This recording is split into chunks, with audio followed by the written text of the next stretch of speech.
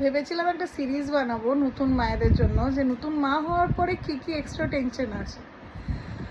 তো একদিনের টেনশনের কথা বলি। সেদিন 10টা, 10:30, 11টার সময় লক্ষ্মী হঠাৎ করে বলে যে দিদি পুটির প্যাম্পার্সটা তো অনেকক্ষণ পরিয়েছি, কিন্তু দেখো এটাতে হিসু করেনি, মানে ওর প্যাম্পার্সটা হিসু করলে না ইয়েলোর দাগটা ব্লু হয়ে যায়। করেনি, হয়তো করবে। আমরা এই প্যাম্পার্সটা কখন পরিয়েছিস ওকে?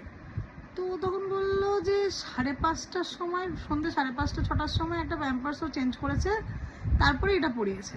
মানে 5:30 থেকে তখন 11টা বাজছে, অলরেডি বেশ কয়েক ঘন্টা হয়ে গেছে, পুটি হিসু করেনি। এবার আমরা ভাবছি এত রাত্রে ডাক্তারকে ফোন করব, থাক। তো তারপর ভাবছি হয়তো কিছুক্ষণ পরে করবে। আর তখন পুটি তো মানে সলিড খেতো না, যার জন্য জল খাওয়ানোর প্রশ্ন ওঠে না। পুটিকে আবার দুধ খাওয়ানো হলো, তারপর আমরা বসে আছি কখনো হিসু করবে কখনো হিসু করবে, কিন্তু পুটির হিসু নাই। এইভাবে ভোর 4টে অবধি, মানে যখন রাত্রি 1টা 1:30টা পেরিয়েছে, তখন আমি ইন্টারনেটে খুঁজতে শুরু করেছি যে বাচ্চা হিসু না করলে কি কি হয়। এবং দেখে তো মাথা পাতা খারাপ হয়ে গেল যে 8 ঘন্টা যদি বাচ্চা হিসু না করে তাহলে ইমিডিয়েট হসপিটালাইজ করতে হবে, হ্যান করতে হবে, ত্যান করতে হবে। আমার লক্ষ্মীর তো টেনশনে মানে ঘুম উড়ে গেল। সারা রাত আমরা মানে পুটিকে নিয়ে বসে আছি। আর তার আগে একবার পুটির ইউরিন ইনফেকশন ধরা পড়েছিল, যার জন্য আরও টেনশন হচ্ছিল। তো পুটির ইন্টারনাল পার্টে মানে সুড়সুড়ি দেওয়া, ফু দেওয়া।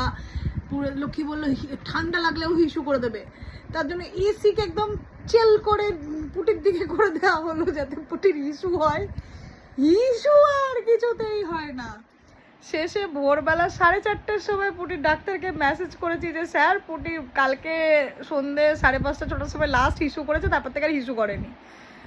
মানে এটাও আমি ডাক্তারকে মেসেজ করেছি।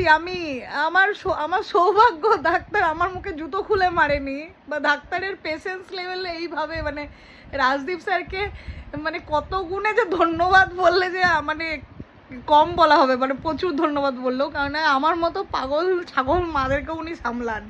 যে ভোর 4:30টার সময় ওনাকে আমি মেসেজ করছি যে আমার মেয়ের হিসু হয়নি।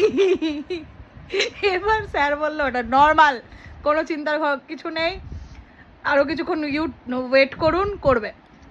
তো যাই হোক, স্যার যতই নর্মাল বলুক, আমার তো মাথায় ঘুরছে যে ইন্টারনেটে বলেছে হসপিটালাইজ করতে হবে। আমরা দুজন লিটারেলি পুটির দিকে হাঁ করে তাকিয়ে বসে আছি যে কখনো হিসু করবে। তো তারপরে সমস্ত মানে দুশ্চিন্তার অবসান ঘটিয়ে পুটি 7টা নাগাদ হিসু করলো। আর সেই হিসুটা মনে হলো আমাদের জন্য একদম আমরা মানে স্বর্গ থেকে অমৃত পড়া দেখছি।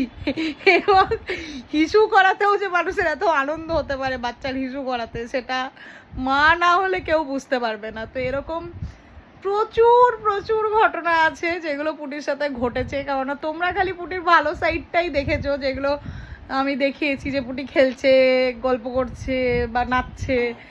আর এইগুলো একটা সাইড যেগুলো পুটিকে নিয়ে আমরা ভুগেছি।